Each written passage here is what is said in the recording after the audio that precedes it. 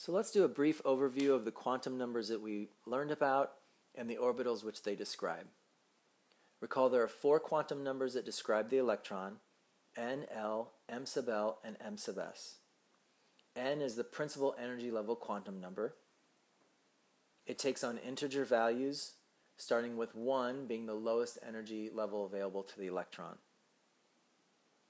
L describes the shape of the electron orbital, and it also describes the energy in multi-electron systems.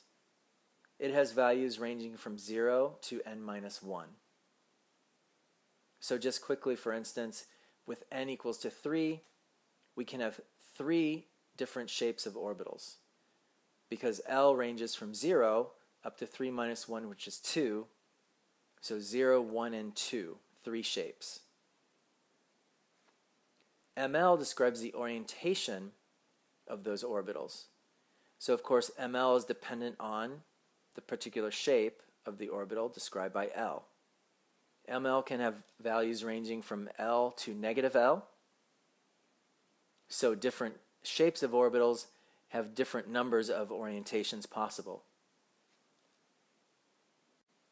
So for instance, with L equals to 1, which is the p orbital, we have 3 possible orientations: 1, 0, and negative 1. And those, of course, are the px, py, and pz orbitals, or the different orientations of those orbitals on the xyz coordinate system.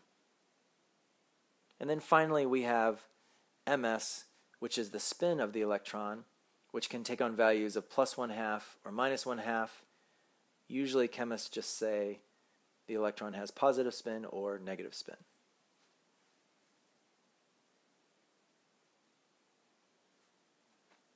Now, let's use this information and determine the atomic orbital that is described by an electron with the following set of quantum numbers.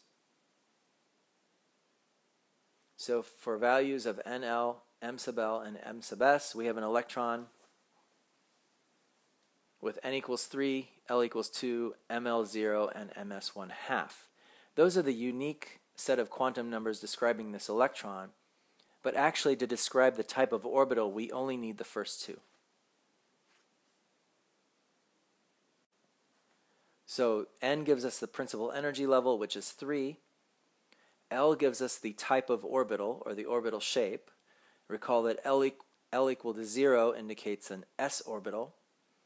An L of 1 is a p orbital, and an L of 2 is a d orbital, and each of those have their unique shape, which you should start to memorize and be able to draw.